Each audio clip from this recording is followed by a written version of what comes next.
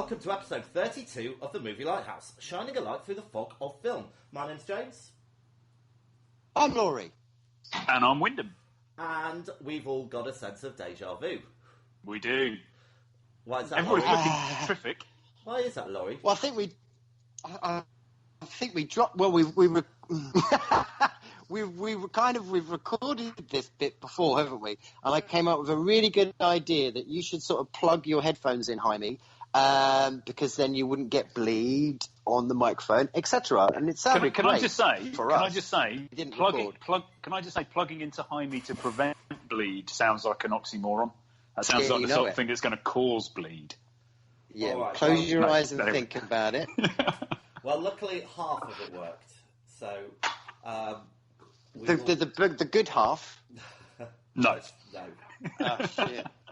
So let's get through this as best we can. So, anyone got any news?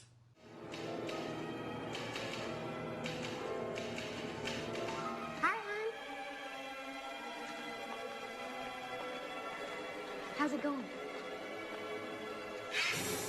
Oh, I can't remember what I said about that. I think you did have something, right? Well, I didn't have you? something about this film, Corona Zombies, which they've made, about the coronavirus, which I think is pretty bad taste, really. But Oh, come on. It's fine. is it though? Oh, yeah, well, I couldn't give a It's shit to people watch going it. around zombies with face masks. That's the only difference. Yeah. I kind of like, I mean, it's just the other day, actually, I was thinking about, could I, creatively, I'm always thinking about, could I make a film, this, that, and the other? And I was thinking, can I make a film, obviously we're all limited to online platforms, Zoom, Skype, whatever it may be. Can I make a credible film with these limitations? Maybe. I think when you put the word credible in, that kind of blew me off in a way. Do you remember your idea about your film Black? Yeah. Where you just wanted I to don't. I've film- not heard this. Laurie wanted to make a film where he was going to film various pitch black bits of the world. Right. But there would be absolutely no bleed at all, so it would be just black. That's it. Would it have a soundtrack or a narrative or? I'm not too sure. I haven't got. Well, I suppose maybe the soundtrack needs to be blackness as well. So the sonic representation of black, I'd have to figure that one out. But like sort of like the camera's immersed in white paint, so you could just see pure blackness, or the camera's right up against someone's boob, but like proper against it, so it's pure blackness, and the camera's somewhere else in the shadow. I don't know. Whatever the fuck. That's black for you. That's a taster to come. So if to be anyone wants to released. send in their own version of black, please. Yeah. Love to see those. We could do a whole screening Well, night. mine Laurie, you're dropping out a bit, I'm would be afraid. awesome. All right. So anyone else got any news? Not that I can remember. All right. Well, let's get on with In the Beam then. I'll go first. My In the Beam is a 1971 film called Let's Scare Jessica to Death. Anyone seen it? No. It's it's a funny little film. It's very of the time, 70s, and it's all about this woman who's come out of an institution. She's had a breakdown, and they go to this derelict farm that they've just bought for some reason. Her and her husband and their mate, and there's a woman squatting in there who looks a little bit suspicious, and then there's all these weird things going on. There's someone in the lake, and everyone thinks she's mad, basically. But is she? Is she? Yeah. And look, this very early on, they go into the attic, and there's an old picture of the family and of the girl that drowned in the lake. Yeah. And this girl that drowned in the lake is clearly the squatter who's been living in this house with them. Yet no one seems to say, "Gosh, that's you." Is she wearing glasses in the picture, she's and not in real life? No, not at all. I mean, she does piece it together about 40 minutes later, but it's like, hello. But yeah, it's quite good. So that's my recommendation. There you are. Let's scare Jessica to death. That's what it says on the tin. Or does it? Oh. Is it? Was it? My beam is... I'm going to go for Snake Eyes. So Brian De Palma's... bear me 1 minute. When did it come out? 1990-something. 1998. Was it late as that? Blimey. Snake Eyes. You've got Nicolas Cage in there playing a corrupt cop, and it's all set in a big wrestling arena because there's a real big fight going on that night. And there's, what's it called? The Secretary of Defense is actually going to the fight, but there's this big conspiracy where he's going to be assassinated at the wrestling match. And this corrupt cop that you've got Nicolas Cage playing obviously witnesses the assassination, then starts sort of figuring it all out. So it's all contained in the wrestling arena, as it were. But Brian De Palma using his kind of sort of tricks with split screen, editing, so different perspectives, different characters that you meet along the way as it unfolds. Really good fun. Snake Eyes. So my In the Beam is actually not a film. It is, I think it's about a 6-part series called Devs. It's on the BBC, and it is written by our man Alex Garland of Ex Machina and Annihilation fame, 28 Days Later. And it basically is kind of set in a contemporary but slightly altered universe. It's based around a massive global tech company based just outside San Francisco. Oh, that sounds familiar. Called Amaya. And they have a specialist development program which is working on this super quantum crazy stuff. But essentially it's about... I'm only kind of halfway through it, but it's about predetermination and that concept that everybody's on a set of rails and everything and anything that happens within their life is predetermined and they have no choice. So it starts with the founder of Amaya, hiring this young computer scientist into the devs division. And then a few bits and pieces happen, and he basically ends up saying, look, you have nothing to apologise for because this was all predetermined. You had no choice in this, and then it kind of escalates from there. But it's really good, and it's got that kind of Alex Garland. Like if you guys remember Annihilation, there's that kind of like discordant tone to bits and pieces in Annihilation. Yeah. So he's using that again. It's just really good looking. It's three episodes in. Really, really good so far. So recommend it. It's on the BBC. All right, so let's do On the Rocks. Love on the rocks ain't no surprise. So, On the Rocks is a movie recommendation that we're not going to recommend because it's shit. Wyndham, what have you got for us? So, in our last recording of this, you and I had the same recommendation, but since then, fortuitously or not, I have watched another film which I want to put in On the Rocks. Right. And this is a film called Cave. Film back in 2005, I think. It is essentially rubbish. It's about... so it's set in the Carpathian Mountains in an old church, and it starts 30 years ago. This group of explorers or whatever, militaristic in their look, are trying to get into the catacombs to find treasure, I think. But there's all these myths about winged creatures attacking the Knights Templar when they arrived centuries before.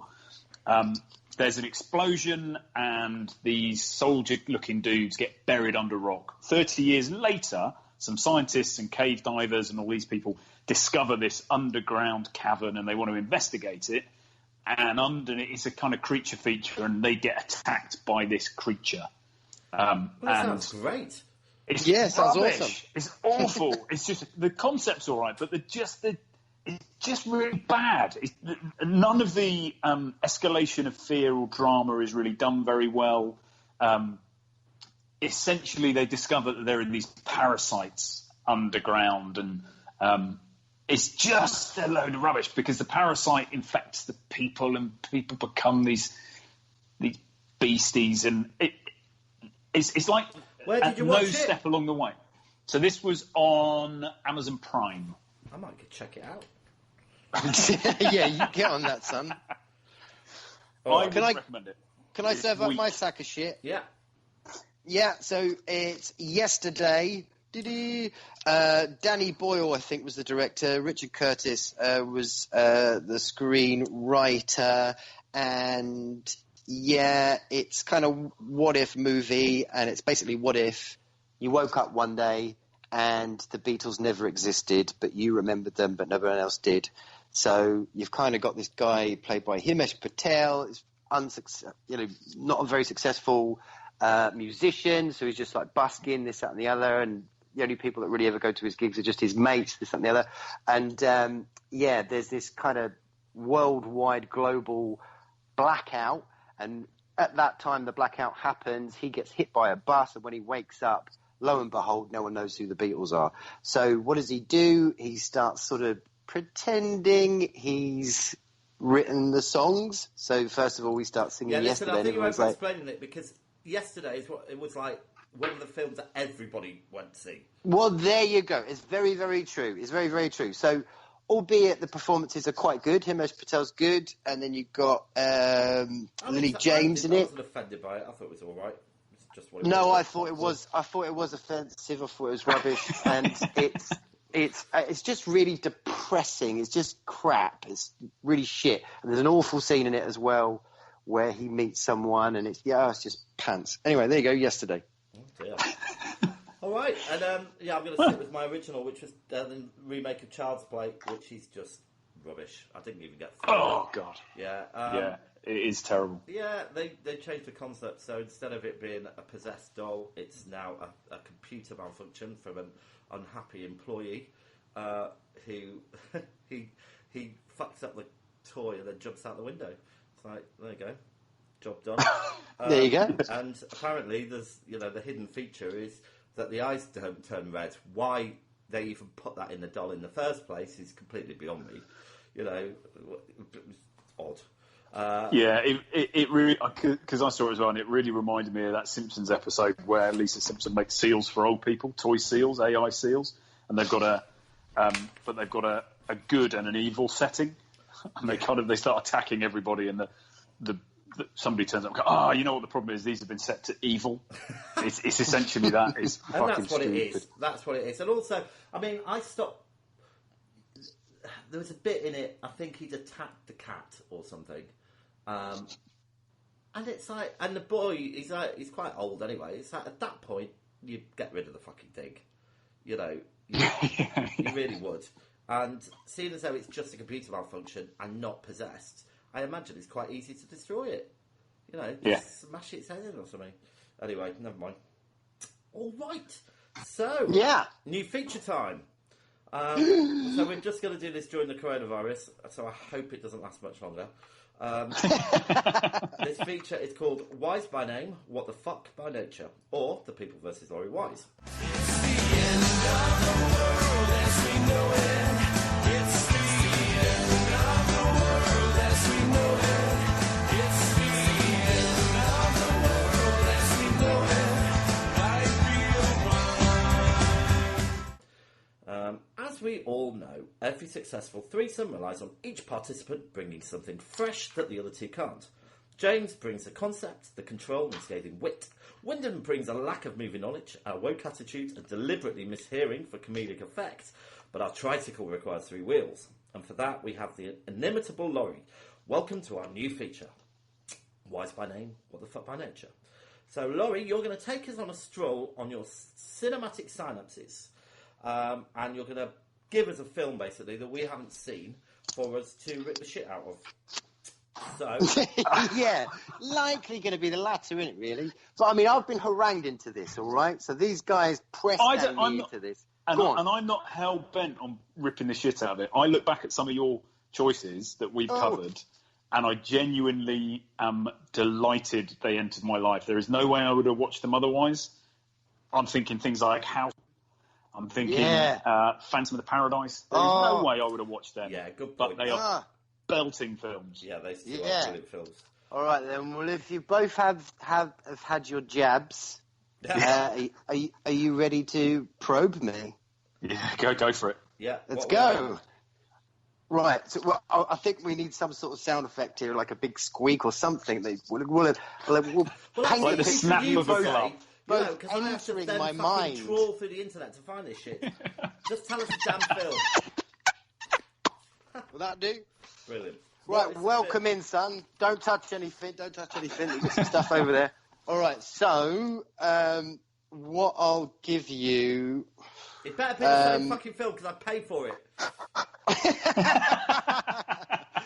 Well, there we are then. So you got yourself... I'm just going to dust it off. The Carnival of Souls. So you've got Herbie, 1962... creepy, strange, kind of weird film. Apparently, it's been heralded by some people as one of the most influential films of the 60s. Big influencer for George A. Romero, big influencer to David Lynch. It's a very, very, very low-budget film. So Herc, him and his mates basically made it. There's only one real actor in it, who's the main kind of actress who plays a church organist. Something happens to her. It's a very strange film, great sound to it. So, yeah, there you are. Hope you enjoy it. You may not, but there you go. Carnival of Souls. Thank you. All right. Excellent. Well, my dad is a church organist, so I'm sure I'll have some affinity with it. There you go, son. Brilliant. Yeah. Nice. All right, so... Now get out of me. Let's move on to the future. We are in 1984.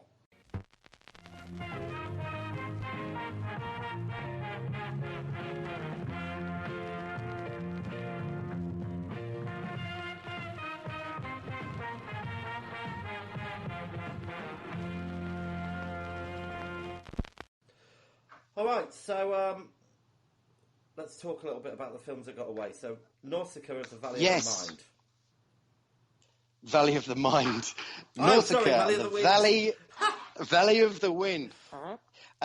So, Studio Ghibli, so you know those guys, Spirited Away, Howl's the Moving Castle, all that jazz. There's a particular director within those series. He did the really good ones, so Princess Mononoke, Spirited Away.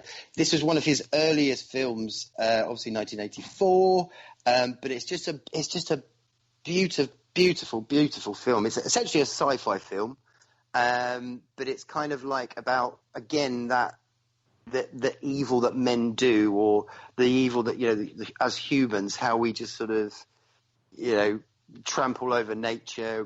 We're not in harmony. And yeah, it's a beautiful, profound, gorgeous film. So there you go. Good stuff. All right, and the other one was The Terminator, which we don't need to talk about because everyone knows. Yeah, but no, we do need to just quickly say, so it's such a strong year. Terminator, Dune, Top Secret, The Last Starfighter, The Adventures of Buckaroo Banzai, Repo Man, oh my goodness, The Company of Wolves, Firestarter. Tons. There we go. So let me give you some information about 1984. It was a miners' strike. On TV, we had V, which was amazing. Dallas, Highway to Heaven, Miami Vice, Airwolf. Breakfast TV started. Music, we had Frankie Goes to Hollywood with Relax, Madonna's Like a Virgin, Prince's Purple Rain. I think 1984 was a seminal year, Yeah, that sounds amazing, doesn't Pretty it? spicy, innit? Yeah. Lots of things bubbling. Truman Capote died, Marvin Gaye died, shot by his father. Yeah. Andy Kaufman died, maybe. Oh, maybe. And the big films, which Laurie didn't mention any of these. Ghostbusters, Gremlins, Karate Kid, Indiana Jones, Temple of Doom, Splash, Amadeus, Nightmare on Elm Street. Bloody hell. Oh, Yeah. Jesus. Boom. So, yeah. unfortunately, we chose the film CHUD.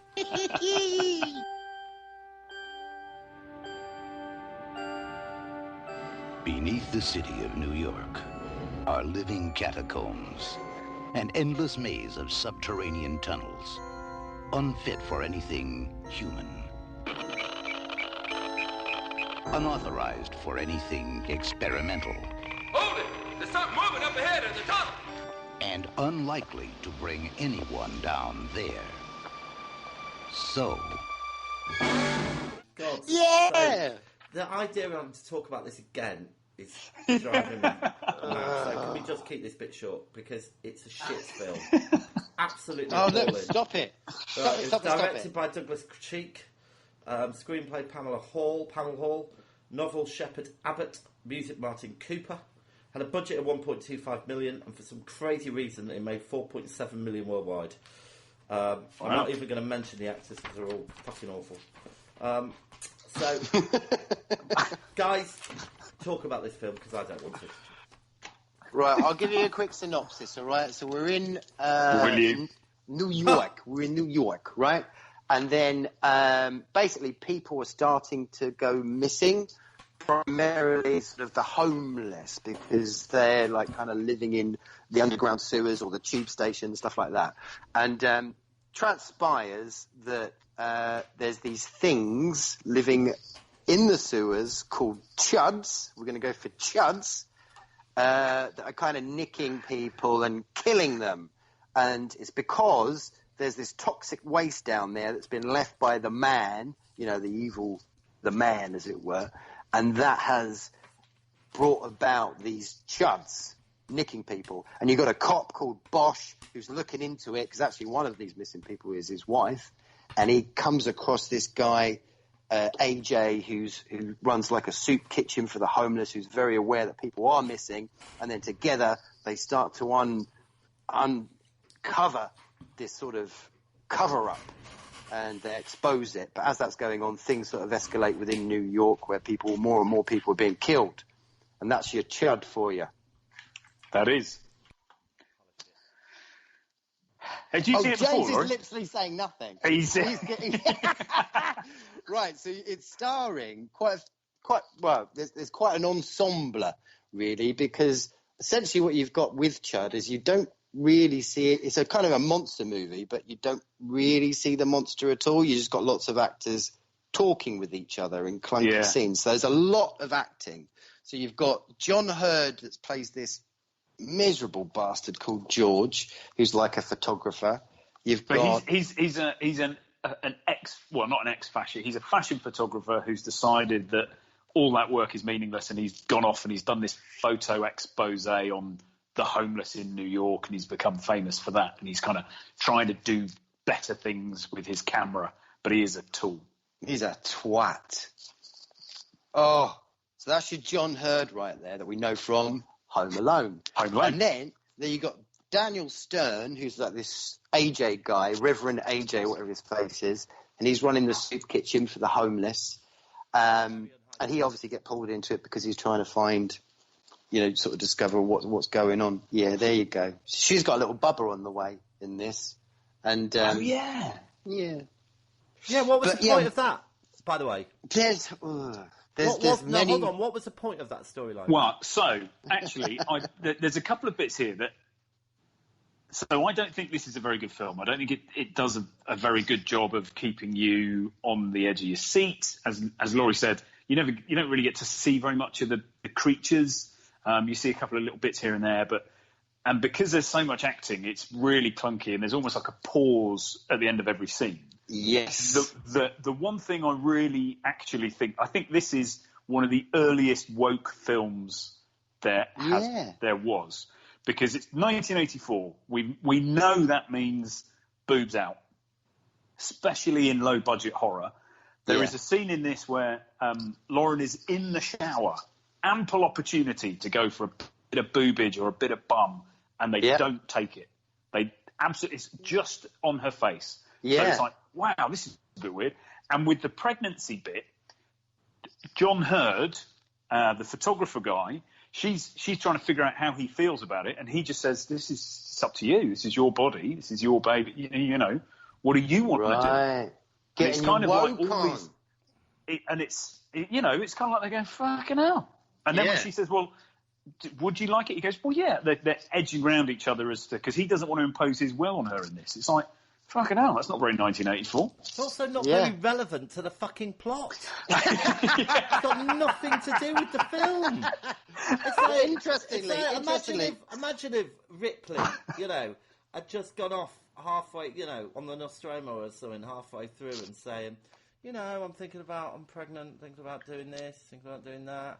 What do you think? Oh, it's up to you. It's all completely irrelevant. Great. That's a good point. Thinking point. It's a good point. I do want to say something. It's a bit icky, but that shower scene, you know, when she gets the coat hanger out. Oh God! And she puts it down the plug hole. Yeah. And it kind of starts making you think about like sort of abortion and stuff like that. Street. I don't think that's how they do abortion, you know. Well, yeah, no, Street. it's pretty hardcore. Pretty hardcore, but that didn't make any sense. There's many things in this film that don't make sense. But sense. Why did the plug hole bleed? Exactly. And is that just some weird? And they make a real point of him being a photographer to the extent that we go with him to his fucking job. You know, watch him do his photo shoot. But again, no pointless. relevance. It's not like he even uses his camera to look around in the dark. I don't know. Or so him being a photographer is relevant because he knows the homeless people because he did his photo expose on the homeless. Yeah, that's so not the very woman forward thinking, is it? No, but it's important for the story because it gets him underground. The homeless woman who gets arrested for stealing a policeman's gun because she needs to defend herself against the underground things that are killing her homeless mates. She calls the photographer to get her out of jail. And she only does that because he's a photographer and he did the expose. Yeah. The fashion stuff is pointless. Yeah, let's be honest though. Let's say that basically George is kind of the weakest link in all of this. The real dudes that I kind of liked and attached to were Bosch and AJ, and they're the ones that kind of like really moving things on and discovering what's actually happening, which is relevant, I suppose, to this crap. Can I just say? Can you all remember the last film we reviewed, which had a storyline of nuclear waste being mistreated? Was that Return of the Living Dead 2? Yeah. Which again, awful film. It doesn't seem like a good foundation for films, does it? It doesn't. Although, the Children you of got Return of the Living Cross, Dead. That's great. Children of Raven's Cross is a great version. It's about there's an explosion in this weird, factory, and it gets this load of weird cloud, and a bus goes through it, and all the children come out with black fingernails, and they can melt people's faces. That's a film. Very hard to find, actually. And then obviously the Return of the Living Dead is a cracker. That's a belter, that one. Yeah. But I mean, also things as well that this film kind of reminds you of, like Alligator. Great film. As far as I can remember, it's been a very long time since I've seen it, but Alligator, you do see the monster, that kind of thing. It reminded me a little bit of Basket Case and Q the Winged Serpent, I suppose, because they're But it didn't. New The York problem thing. is, Cloverfield a little bit. I don't think the characters were likeable. No. I'm all for like some schlock gore, film. Certainly these early 80s ones. But they've usually got very, weak stereotypical characterizations, but they're kind of likeable. And there's always something endearing about. Drained from this. Yeah, agreed. The setting. It's just too much acting, isn't it? It's just too much talking, and like you say, the editing is all like the scenes go on too long at the end. It's just stop. Yeah. So it's not over fun, but there are there's something about it that I do like. I think it's the New York stuff, just seeing those scenes of New York and the soundtrack, the music, David A. Hughes. I really, really like the soundtrack to New this. York. Look, same year Ghostbusters came out. Yeah? That made New York look amazing. Yeah? Yeah, and they were clever man. enough they showed the man, didn't they? They had the mayor shutting them down. But that scene was about 5 minutes in Ghostbusters, Everything went to pot and stuff. Whereas this, it just seemed to drag on and on. They were in the office, and then there was somewhere else, and then there was somewhere else, and then they went into a whole description about putting on the equipment. We don't want to know. Especially when AJ and George, is it George? Whoever goes into the AJ and Bosch go into the mayor's office, and it's almost like a 10-minute. Okay, I just want to formally say, yes, no, you can't do what you want to do. We're not going to investigate. Oh, but we found this stuff down in the sewers. Yeah, that's all part of the process, says the man, Wilson. And then I can't remember why they suddenly flip from being there was no, denying it to to going, okay, you're right, there is some problems. but it's all under control. So It was like it's rubbish. Yeah, I think he so- had his file on his table or something. Oh, He yeah. said CHUD. And what does CHUD stand for again? It's So initially, it's Yeah. it's supposed to reference these beasties as cannibalistic humanoid underground dwellers, yeah. but that isn't really what it means, is it? Because what it actually means is it's a government-backed project to get rid of hazardous waste, and it's the Contamination Hazard Urban Disposal. They Now, are. that is a... Which do you reckon they started with? They started with the word chud. And then Yeah, wrote Yes. backwards. Meaning what? Exactly. Meaning Not a what? clue. They did that thing where they came up with a word and thought, right, what can we put into it? What can we put into it? Exactly right. That's exactly what this film is. And again, and they look, put just to so much bump around it. Just to reference another film, Aliens, yeah? Is it Burke? It's either Burke in Aliens. Yeah. Yes. Now- Yes, he is. He's being deceitful, yeah? But he gets exposed to the group, and then he gets his comeuppance. You know, and he's a great character. You know, he's... Well, Wilson gets his comeuppance, the man, in CHUD. Yeah, I didn't care by that point. He drives one of the wheels of the van that he's driving falls into an open manhole cover, and the van explodes. Oh, it was shoddy workmanship back in the 80s. Oh, yeah. But the thing with the best thing about this film is it makes you think of all the other great films that you should be spending your time watching, as opposed to this film. But Best certainly thing about this film is the music, I think. Yeah, the music did nothing Yeah. for me, really. it didn't really for me. It's an early intro to John Goodman. It's an early Yes. thing for him on his resume. It does a good impression of having four weirdos stood around a massive pile of luminous vomit, which obviously is the chuds around Ooh. around They're praying the to the waste. toxic waste, aren't they? Yeah. Yeah, and it transpires that it's the toxic waste is transforming homeless people into these chuds, right? Yeah, that's right. But yeah, they- but they 'cause don't that one touch on homeless that. dude, yeah. That one homeless dude that gets bitten in the leg that you see quite early on. That's quite a nice effect, actually. When you look at that leg, it's like, whoa, that's quite well done. And then, he's kind of sort of turning into a chud, I suppose. But his eyes have gone weird, his teeth have gone sharp. So I suppose that's where these chuds come from. Ah, But there's no You don't there's see- yeah, no you don't follow that conclusion at the through. end. There's no conclusion at the end, and there's No. there's no investigating of anything either. There's just random shit happens for no reason. So the shower scene, she gets out the shower and there's a chud has decided to, and we don't know why they've suddenly decided to come up to the surface. But anyway, this chud breaks into the flat and then breaks into the shit, ends up in the dark room, breaks through the wall, and then randomly its head and its neck start growing away from its body. yeah. Solely for the purpose of allowing her to sever its head from its shoulders. Yeah. But that's kind It's- of cool. That's like one of the best bits of the whole freaking film. All right. And I'm not denying that. Okay. Yeah. Well, I haven't got a memorable scene. Wyndham, have you got a memorable scene? The head growing, the neck growing Yeah. for no reason whatsoever. That was quite memorable. All right. I really like the opening sequence where you see her walking down the street with her little dog and the manhole cover. She gets dragged in, and then you've got obviously CHUD, the title, comes up from the ground. I think that looks great with the music. I really, really loved that. Maybe you could use it in black. What an idea! It's Right, it's worth saying that actually there is CHUD 2, but it's completely unrelated to this. It's kind of a zombie comedy film. So there you go. Can't wait to review that fucker. I must say, it seems a shame that we landed on such an exceptional year and we chose such a terrible film. It's a real golden year for filmmaking and we chose that pile of shit. They made a sequel, Part 2, Bud the Chud. I've written here, you can't make me watch it, so fuck off. I did.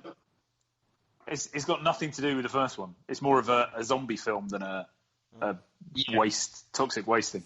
The thing, there are so many bits in this that you kind of go, that's an odd thing to be so persistent with. So the idea of sending the police guys down with flamethrowers in the first instance, I thought, well, that's a decision you've taken.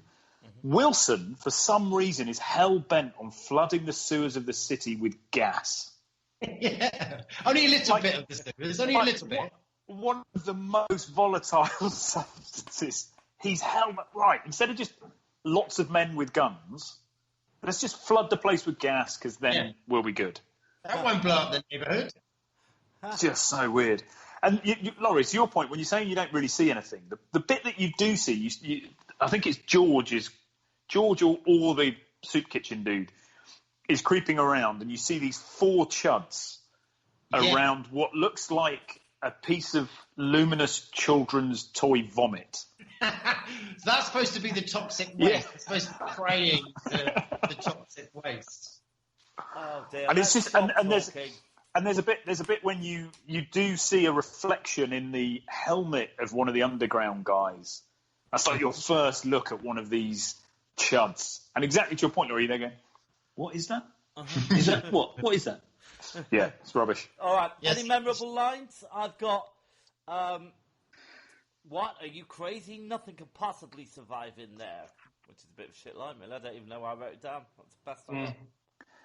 So there's the they're not really that memorable, but there is the slightly crazy guy in the soup kitchen who's constantly saying they have the power to shut the sky.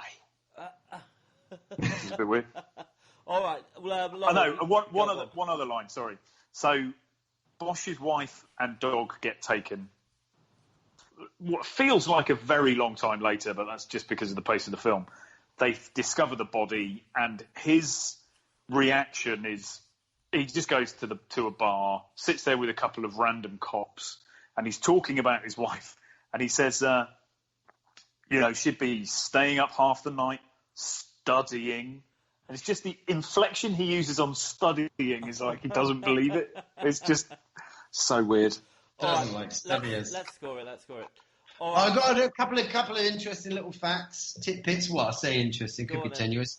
So the designer that did the Chuds, that artist as it were, he's the same guy who did Heath Ledger's makeup in the Joker. He designed Heath Ledger's look as the Joker. Sorry, in whatever it's called, The Dark Knight. Yeah. It was obviously low budget, if you hadn't kind of guessed, 1.5 million. And a lot of the actors, albeit they did a hell of a lot of acting in this film, a lot of them didn't get their money, as it were. Really? Yes. Really? Why not? I'm not too sure. Oh, that doesn't sound fair. Yeah, maybe they didn't get the money that was agreed. Slightly less or whatever. And Fact. yeah, that's about it. Yeah. There are two other things I'd quickly like to say though. So the chud that comes out of the basement in the building that the woman is living in breaks into her apartment. Yes. Somehow she lures it into the dark room. Yes. It breaks out of the wall. She throws some chemicals in its face, or maybe that's the other way around. And then for no discernible reason, its head and neck starts growing. Yeah. Presumably just so she can cut its head off. That's a bit weird. Which she does. And then there is no conclusion to the film. No. Are the Chuds dead? I mean, Nothing the van happens. drives along. We get, who is it? Is it AJ shoots Wilson, and Wilson's driving the van that's going to run him over. And then because he gets shot, one of the wheels of the van goes into an open man cover, and the van explodes. Yeah. All right, enough. I'm drawing a line. Enough. Film. Right. Oh, one other thing. Oh my god. When I was trying to find something of even remotely interesting to say about it, and everything starts with Jordan Peele is a big fan of this film, and there's a VHS copy of it in the beginning of Us. But it's the only thing of any interest anybody can think of, because it is at the beginning of absolutely anything that's said or written about this film. And they link Jordan Peele to Us with the idea of the underground dwellers and all that kind of stuff, and Hands Across America and things. So. All right, Laurie, performances. It is lovable. They some of them are acting desperately. 7. Win. Well, 4. 4 from me. Effects. Win. 5. 5 for me. 6. Plot. 4 for me. Laurie. 6. 4. Rewatch factor. Laurie. Weirdly, 5. Oh my God. Bloody hell. 0. And 0 for me. Direction. Win. 4. 4 for me. Gosh, we're on a par We today. are. Laurie. Direction. Oh, some awful. 2. Okay. Cinematography. Wyndham. 3. 2. New York looks good. 4. Okay. Sound and music. 2 for me. Laurie. 8. Jesus. Yeah. 4. Originality. Laurie. 5. I wanted to say actually, around this time of year, around this time, there was quite a few toxic waste The Toxic things going on, wasn't Avenger it? and stuff. Yeah, it was all the video nasty stuff, wasn't it? Return of the Living Dead and all that. But anyway, yeah, 5. 4. And 1 for me. Enjoyability. Wyndham. 2. 1. 5. And life-changing past or present. Laurie. Is there anything that it's made me think of? No, 0. Sorry. Yeah, 0. 0. Okay, so that's 23 for me. 30 from me.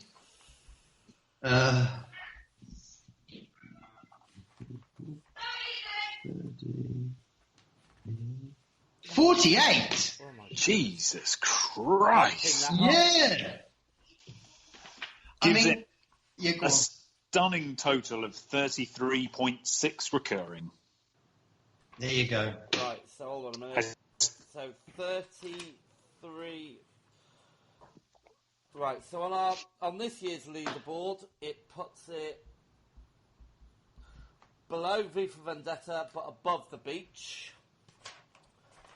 Wow, we hated The Beach, Number didn't 5, yeah. And on our overall leaderboard, 33.6, yeah. Hold on a minute, that can't be right. Oh no, it's below The Beach. Sorry, Yeah, below The yeah. Beach. Above Swamp Thing. Similar vein there. And in the main scheme of things, it's right down in place number 54, just below In the Mouth of Madness. That's getting bumped up very, very slowly, but it does beat Battle Beyond the Stars. All right. Oh, what? God, we've stopped talking about that film. Okay, so let's move on to our second film, which is Spinal Tap. Is that the proper name of the... This is Spinal Tap. Is Spinal This is Tap. Spinal Tap. Sorry. Right, let me give you a bit of information about this. It was obviously 1984. The director was Rob Reiner. Written by Rob Reiner. The music was Christopher Guest. It had a budget of $2 million and the box office was $4.7 million. 95% on Rotten Tomatoes. No sequels or spin-offs, although, I mean, we could argue Best in Show was kind of a sequel in a way. Is there not a spin-off? I'm sure there is a spin-off. Like Best in Show? This is more Spinal Tap or something. Oh, okay, all right, I'll I shut don't up. think so. I don't know. So we've got Michael McKean as David St. Hubbins, Christopher Guest, Nigel Tufnell, Harry Shearer as Derek Smalls, Rob Reiner as Marty de Bergie. And that'll do for now. All right, so let's have a clip. Very delicate. It's a bit of a departure from the kind of thing you normally play. What do you call this? Well, this piece is called Lick My Love Pump. This is the loudest, rock and roll, most explosive band in heavy metal history. This is Spinal Tap. There's such a fine line between stupid and clever. The funniest movie ever made about rock and roll. Any connections to this film and the last piece of shit we just watched? I've got as separate as they could be. Yeah, they're very different. Yeah, there's no connections there. first memories. I saw this during my university years, I think, and fell in love with it. Win? So I saw this in my mid to late teens, Right. and I was a proper kind of glam rock metal kid. I remember. And I was just, but I wasn't like super serious about it, so I could see the piss take in this. I absolutely loved it. Yeah, Laurie. Yeah, must have been around the kind of the uni time. And I've been in a few bands and all that kind of stuff. And when I first saw it, I thought it was going to be funnier, but I was obviously an idiot. I must have been drunk or something, because it's an absolute work of art. And obviously, huge cult movie for obvious reasons. Fucking hilarious. I think the line, the numbers go up to 11, sums up this film for me perfectly, really. Yeah. Yeah. I mean, the whole film is so quotable. I mean, like, every single bit you can kind of quote and pull out. The thing for me was, I kind of I've seen a few little kind of conversations between the four creators. So it's Rob Reiner, Michael McKean, Christopher Guest, and Harry Shearer all wrote it together, and it started as a little sketch. Yeah. And they spent 18 months. They had this idea that there's got to be more to this. And they spent 18 months creating the history of the Spinal Tap, the band, of each of the individuals. So when they came to film it, it was all ad-libbed. And Rob Reiner would ask a question, he'd set up the questions, they didn't know what the questions would be. Or maybe in the pre-take, they kind of go, look, ask me X, Y, and Z. And I'll give... And everything is ad-libbed. It is absolutely phenomenal when you think, holy shit, they're just making... And it feels like they're making it up. But when you then kind of spin forward to... It's the first of its kind, that mockumentary style. Yeah, I was going to say, it's the film. first, I couldn't think of one before this. It's the first time to do it. And then, but then you spin forward to stuff like The Office, which is the kind of the modern piece, and everything in The Office is scripted. Right, yeah. All those kind of ad-lib aside bits are scripted, but these guys put the time in to understand the shared history so that all of their answers could be created off the same platform. It's just brilliant. What you say about that prep work? So these guys, obviously, they can all play their instruments and stuff like that. This makes it a big difference. But, 18 months before it, so they formed the band. They went out and started doing gigs across America. They did, like, a few gigs, like, full-on, properly as Spinal Tap in preparation. So there's a lot of people that actually, obviously must have been at these gigs and like, what the fuck was that? But some people probably really got into it as well. Some people probably freaking loved it. But when you look at the songs they're singing, so like I said, I was a bit of a glam rock fan. Yeah. And if you take a band like White Snake, for example, this is a band who had a song called "Slide It In." And they're being serious. This is them kind of going, yeah, man. Well, let's think of a really cool. Slide it in right to the top. And then you've got these guys coming up with, it's a beautiful little, it's D minor, the saddest of all the chords. Yeah, it's beautiful. Oh, yeah, what do you call that? Lick My Love Pump. I've got it, it's a mix of Mozart and Bach. Kind of Mark. It's brilliant, and it gets better with age, I think. Can we talk a little bit about the girlfriend?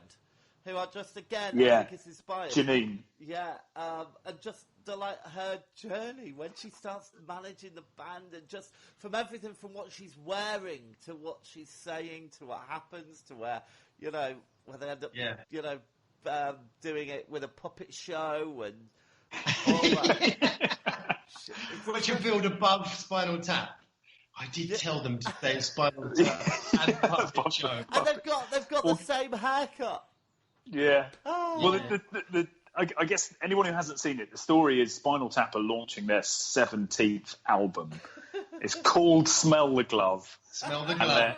And controversial cover. They're trying to do it with a US tour with lots of radio play and all that kind of stuff. But the cover is a naked woman covered in Vaseline or oil, Greasy. with a dog collar on, having a glove forced into her face. But I was watching all of this, and it suddenly occurred to me that the replacement album cover, so they get rid of the picture and they just come back with a black album. And what is one of Metallica's most famous albums? You might not know. The Black Album. It's just black with a really subtly different black Metallica on it. They nicked it from Smell the Glove. Who knows? Oh, brilliant. Well, I mean, it's it's just hard such to talk about because it's just every scene is wonderful. Yeah. And you know, from the small inflections to the obvious, you know, one-liners and stuff, it's just great. I mean, the thing that I always remember is the bit where they're coming out of the pods. Yeah, from Rock and Roll Creation. Yeah. But again, all of that glam rock of that era. Somebody like Alice Cooper had these massive stage shows that would have done those kind of things. Yeah. But the fact you've got Derek Smalls, the bass player, stuck in his pod, can't get out until right at the very end, and the others are all back in there. Absolutely. But equally, they kind of draw on, and I assume it was inspired by bands like Def Leppard and stuff like that. Sorry, Laurie, go for it. It was Black Sabbath. So apparently, there's two. Yeah, Black Sabbath. They had this one show where they had a huge Stonehenge. There was this little dwarf running around screaming. I think he was scared to death that he was going to be killed by the, by the set.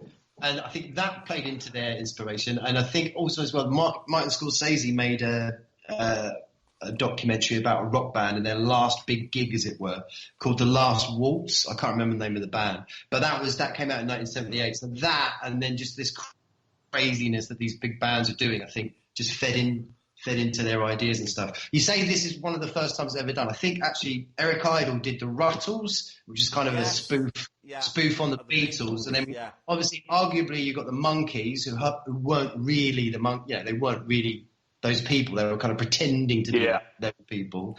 Well, and I think people would argue with that because they were a manufactured band. The TV show was obviously artificial, but the band was actually genuine. They're still going, you know, the Monkees.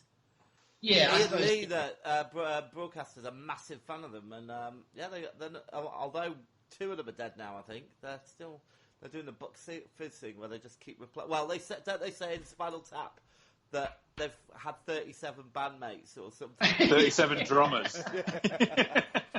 Or 37 full band members, but all the drummers.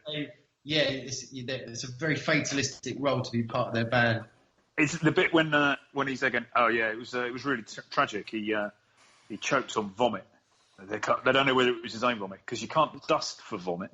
And then their first drummer died in a freak gardening accident. And the authorities said, "No, just best leave it alone." Do you know what? With this film, we're just going to be in danger of just quoting bits and pieces. But it's just.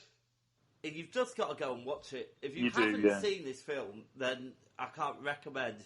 I don't really like comedies. Very few comedies actually make me laugh, but this really hits it on the head. Yeah, they were saying actually, Laurie, I think one of the film crew they got on was on that Scorsese film you were talking about. Oh right. And he was looking at the guys, kind of going, I don't get what you're trying to do. This is just what bands do. This is what they're like.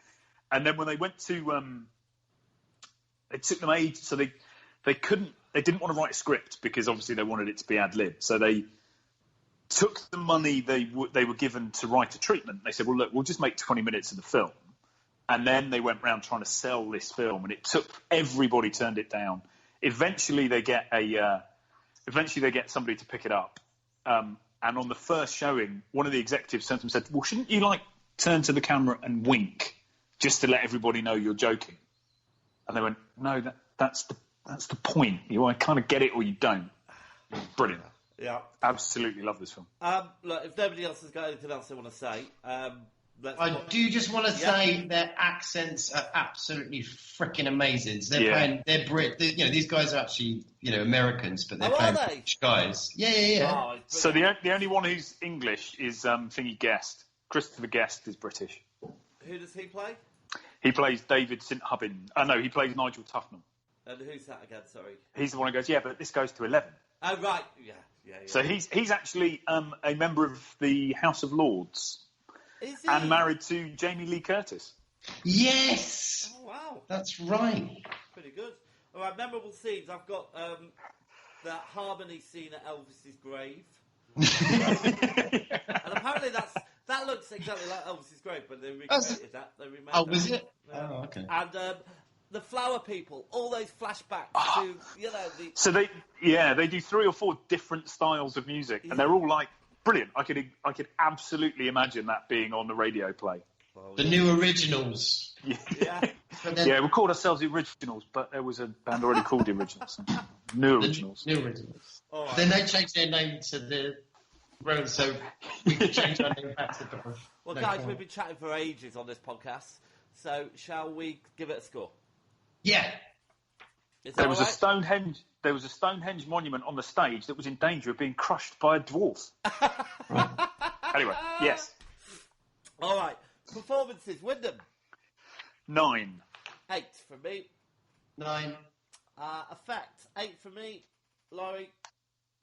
5. 4. Plot, Laurie. 5. 6. 6. Rewatch factor, Wyndham. 7. 8. 8. Direction, 7 for me. Laurie. 8. 8. Cinematography, Laurie. 5. 4. 7. Sound of music, Wyndham. 7. 9 for me. 9. Originality, Win. 10. 10. 7. Enjoyability, 9. Laurie. 8. 8. And life changing past and present, 5. 4. 3. So it gets 76 from me. Oh, it's punchy. 68 from me. Oh.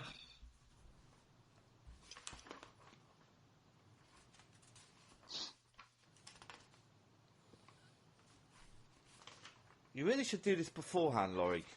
67. 67 gives us. Is that right? Hold on.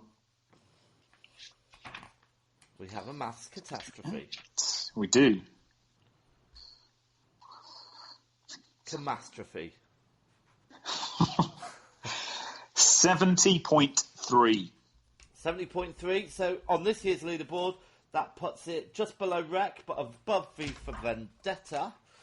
And in the bigger scheme of things, it's number 17, just below Phantom of the Paradise. I'm glad those two are together. But above Helen's Lot. Yeah. Great. All right, guys, well done. So, whose turn is it to pick? Mine? Is it yours, Mindy? Yeah, I think it might be mine. So yeah, it is you. I am going to choose your ball for you, Wyndham. Okay, rummage hard. Yeah, just tell me Look when at to me. stop. Look at me. Stop. All right. And the number is... Could you see that? Oh, I'm not aiming at the camera. All the 2s, 22. Can you see that? Hey. Okay. And number 22 is... it's another year. Oh, well. 2007. Okay.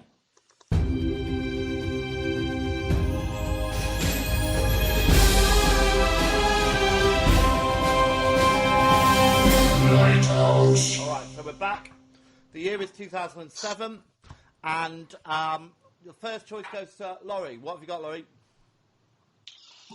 Ooh, right, okay. This one, I think, is a really, really great film. Teeth. Oh, right. Is that it? That's it.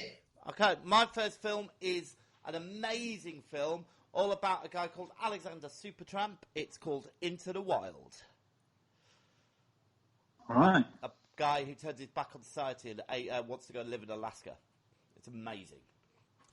Laurie, second choice. Okay, so there's one that's it's just a bit obvious, and we all know it's a good film. It's probably been covered already. But, Wyndham, you'd obviously quite like it. Zodiac, you know? He's so patronising. Oh, it's really good, but we All right, and my second choice is No Country for Old Men. No, okay.